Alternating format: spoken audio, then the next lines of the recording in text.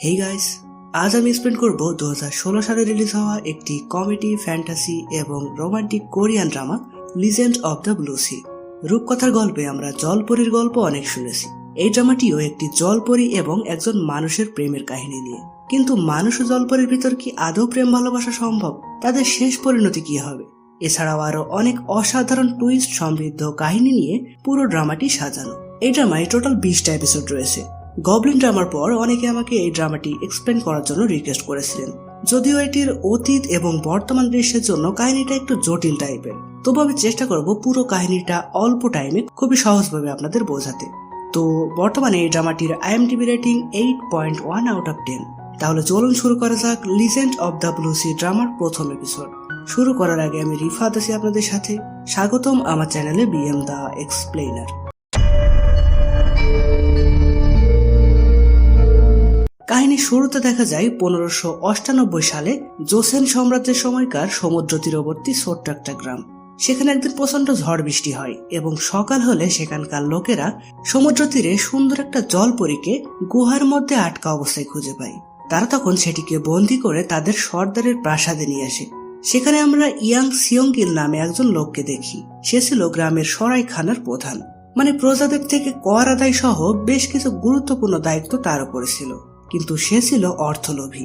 এমনকি জলপরীকে দেখার পর তার ক্ষমতা পাওয়ার জন্য সে ব্যাকুল হয়ে যায়, কারণ সে জানত জলপরীর চোখের পানি মুক্তায় পরিণত হয় এবং এর রক্ত বহু মূল্যবান। তাই সে বন্দী জলপরীকে দেখা মাত্রই তাকে স্পর্শ করতে চায়। তখন গ্রামের অন্যতম জ্যোতিষী বা গণক তাকে বাধা দেয়। সে বলে ওকে ছুবেন না, ওকে ছুলে ও আপনার স্মৃতি মুছে দেবে। ইয়াং বলে ঠিক আছে, এই জলপরী তাহলে আমাদের নতুন সর্দারকে উপহার দেব। এরপর দেখানো হয় গ্রামের নতুন যিনি সর্দার হয়েছেন তার নাম হলো দামরিয়ং। সে ছিল খুবই বিচক্ষণ, সৎ এবং ভালো একজন মানুষ। তো ইয়াং নতুন সর্দারকে খুশি করতে জলপরীটাকে দেখায়। সর্দার এবং জলপরী একে অপরকে দেখে তারা পূর্ব পরিচিত বলে মনে হয়, কিন্তু সর্দারের কিছুই মনে ছিল না। এ ব্যাপারে ধীরে ধীরে আমরা জানতে পারবো। তো এখানে ইয়াং সর্দারকে বলে উপরওয়ালা নিজে আমাকে জলপরীটাকে দিয়েছে, আসলে ভালো মানুষদের উনি এভাবেই পুরস্কার দেন। সর্দার তখন বলে আমি কিন্তু আপনার ব্যাপারে সবকিছুই জানি। আপনি কৃষকদের থেকে জোর করে ডাবল খাজনা আদায় করেন, এর শাস্তি কিন্তু খুবই ভয়াবহ। ইয়াং তখন নত হয়ে বলে এই শাস্তির বদলে আপনি কি চান বলুন আমাকে, আপনি যা চাইবেন আমি আপনাকে তাই দেব। মানে সে ভাবছিল সর্দার হয়তো জলপরীটাকে চাইবে, কিন্তু সর্দার এখানে জলপরীটাকে ছেড়ে দেওয়ার নির্দেশ দেয়। ইয়াং তখন সেই গণকের সাথে বলে আমাকে এভাবে অপমানের বদলা আমি নেবই, দেখে নিও এই জলপরীটাকে আবার আমি ধরবো আর সর্দারকে যেভাবে হোক উপরে পাঠিয়ে দেব। তখন দেখা যায় সর্দার জলপরীকে মুক্ত করে দেওয়ায় জলপরী তার কাছে এসে হাত বাড়িয়ে দেয়। সেটা দেখে ইয়াং বলে ওকে সর্দারের স্মৃতি মুছে দেবে নাকি, তাহলে তো সর্দার পাগল হয়ে যাবে। কিন্তু গণক জানায় না, সর্দারকে ওর ভালো লাগতে শুরু করেছে। কিন্তু মানুষ ও জলপরীর সম্পর্ক না হয় ভালো, এর পরিণতি খুবই কষ্টের। তাদের শেষ পরিণতি কি হয়েছিল সেটা আপাতত আমাদের দেখানো হয় না। তো যাই হোক, এইসব ছিল অতীতের কাহিনী। আগে বলেছি ড্রামাটিতে অতীতের দৃশ্য মাঝে মধ্যেই দেখানো হবে, যার জন্য আপনাদের অবশ্যই মনে রাখতে হবে অতীতের কোন পর্যন্ত দেখানো হয়েছে এবং কি কি রহস্য থেকে গেছে। তো সিন শিফট হয়ে ফিরে আসে বর্তমান সময়ে, যেখানে আমরা ড্রামার নায়ক হো জুনজের সাথে পরিচিত হই। তার সম্পর্কে বলতে গেলে সে মূলত একজন প্রতারক। শহরের প্রভাবশালী লোকদের বোকা বানিয়ে কৌশলে সে অর্থ হাতিয়ে নেয়। এই কাজে তার দুইজন সঙ্গী আছে, একজন হলো নামদো। সেই জুনজেকে প্রশিক্ষণ দিয়ে এ পর্যন্ত এনেছে। যদিও সে অর্থের জন্য যে কোনো কিছু করতে পারে, তবুও সে জুনজেকে খুবই ভালোবাসে। আর অপর সহকারী হলো তেইও, যেখানে একজন প্রফেশনাল হ্যাকার। সে জাপান থেকে কোরিয়ায় এসে জুনজের টিমে কাজ করছে। সে মূলত খুবই চুপচাপ স্বভাবের এবং সে গেমস খেলতে অনেক পছন্দ করে। তো তারা কিভাবে মানুষের সাথে প্রতারণা করে তার একটি নমুনা দেখানো হয়। একজন বড়লোক মহিলা ছেলে তার ক্লাসের বন্ধুকে ছাদ থেকে ফেলে দিয়ে মেরে ফেলেছে, ফলে তার পরিবার মহিলা ছেলের নামে কেস করে। সেজন্য তিনি নাম করা একজন উকিলের কাছে এসেছেন, আর এই উকিল সেজে গিয়েছে হলো জুনজে এবং নামদো। তাদের নকল উকিল সাজতে যা যা প্রয়োজন সবকিছুই হ্যাকিং করে ম্যানেজ করে দিয়েছে তেইও। এমনকি সে ট্রাফিক লাইট হ্যাক করে আসল উকিলকে অফিসে আসা আটকায়, যেন সেই সুযোগে জুনজেরা তাদের কাজ সারতে পারে। জুনজে এবং নামদো মহিলা ছেলের হয়ে কেস লড়বে বলে প্রতিশ্রুতি দিয়ে তার থেকে অনেক টাকা ঘুষ নেয়। টাকা পাওয়ার পর তারা সেখান থেকে পালিয়ে বিভিন্ন দেশে ঘুরতে চলে যায়। জুনজে যায় স্পেনে। সেখানে যাওয়ার সময় প্লেনের বিমানবালাকে সে পটিয়ে ফেলে। বাই দ্য ওয়ে, জুনজে কিন্তু একটু লুচ্চা টাইপের। সে কিছুদিন পর পর বিভিন্ন মেয়ের সাথে রিলেশন করে, এরপর তাদের ছেড়ে দেয়। এদিকে আমাদের এমন একটা সমুদ্র দেখানো হয় যে সমুদ্র নাকি জলপরীরা বাস করে, আর সত্যি সত্যি পানির নিচে জলপরীদের সাঁতার কেটে বেড়াতে দেখা যায়। তাদের মধ্যে একটি জলপরী, যে কিনা আমাদের ড্রামার নায়িকা, সে সমুদ্রের গভীরে একটি সবুজ ব্রেসলেট খুঁজে পেয়ে সেটি নিজের হাতে পরে নেয়। এই ব্রেসলেট নিয়ে অনেক কাহিনী রয়েছে, যেটা আমরা আস্তে আস্তে জানতে পারবো। আর নায়িকাকে আপাতত আমরা জলপরী নামেই ডাকবো, কারণ বর্তমানে তার কোনো নাম নেই। তো সে সাঁতার কাটতে কাটতে হঠাৎই ভীষণ ঝড় ওঠে, ফলে ঢেউয়ের সাথে ভেসে এসে তীরে এসে পড়ে। আর ঠিক এই জায়গাতেই জুনজে বেড়াতে এসে হোটেল ভাড়া নিয়েছিল। তো জলপরী ডাঙায় আসায় তার লেজ গায়েব হয়ে গিয়ে মানুষের মতন পা তৈরি হয়, যেটা দেখে জলপরী অবাক হয়ে যায়, কারণ এর আগে সে কখনো ডাঙায় আসেনি। তখন দেখা যায় জুনজে সেখানে হাওয়া খেতে আসে। জলপরী তাকে দেখে ভয়ে পানিতে লাফ দেয়, আর পুনরায় তার পা গায়েব হয়ে গিয়ে লেজ তৈরি হয়। সে চুপি চুপি জুনজেকে দেখতে থাকে, এবং জুনজে যখন সেখান থেকে চলে যায় তখন জলপরী তার পিছু নেয়। তো বাড়িতে এসে জুনজে শুয়ে পড়ে, কিন্তু হঠাৎই কিছু একটা শব্দে সে লাফিয়ে ওঠে।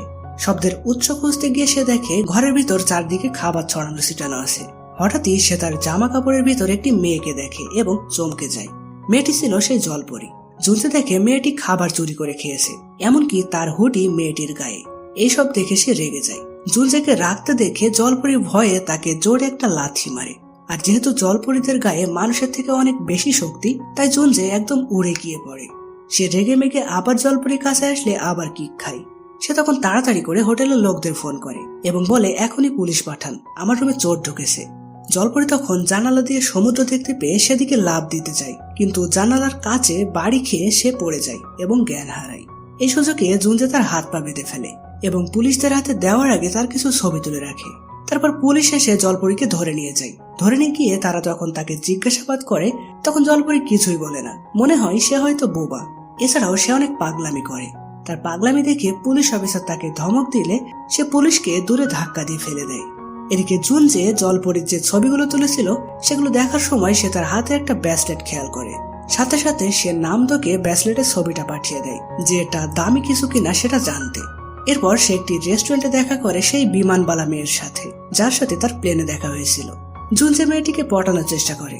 তখন নামদো তাকে SMS করে বলে, ভাই তোর তো কপাল খুলে গেছে, এটা 400 বছরের পুরনো অনেক দামি একটা ব্রেসলেট, আর ব্রেসলেটের উপরে দামরিয়ং নামে একজনের নাম লেখা আছে।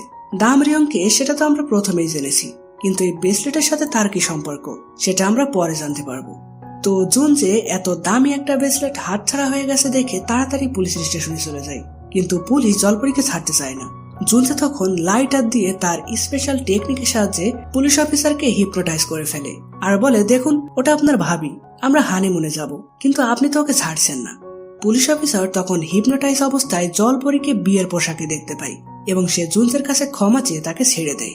জুনজের পর তাকে নিয়ে শপিং করতে চায় এবং ভালো ভালো খাবার খাইয়ে কৌশলে তার থেকে ব্রেসলেটটি নিয়ে নেয়। জুনজে যেহেতু ব্রেসলেটটি পেয়ে গেছে, তাই সে জলপরীকে শপিং মলে বসিয়ে রেখে তার কাজ আছে বলে সেখান থেকে পালিয়ে চলে আসে। হোটেলে ফিরে সে নামদোকে ফোন করে বলে, ব্রেসলেটটা আমি পেয়ে গেছি, এখন আমরা 1 লাফে কোটিপতি হয়ে যাব। তো স্পেন থেকে চলে যাওয়ার আগে সে একটি লাইট হাউসে যেতে চায়।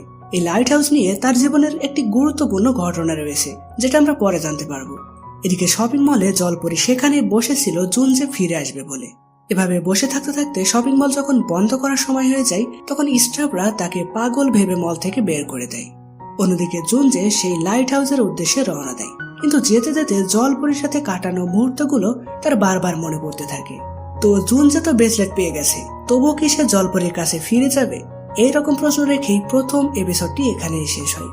তো গাইস, কেমন লাগলো প্রথম পর্বটি কমেন্টে লিখে জানাবেন, আর পরের পর্ব দেখতে আমাদের চ্যানেলটি সাবস্ক্রাইব করে আমাদের সাথেই থাকবেন। তো দেখা হচ্ছে পরের ভিডিওতে। ততদিন পর্যন্ত ভালো থাকবেন, সুস্থ থাকবেন। বাই।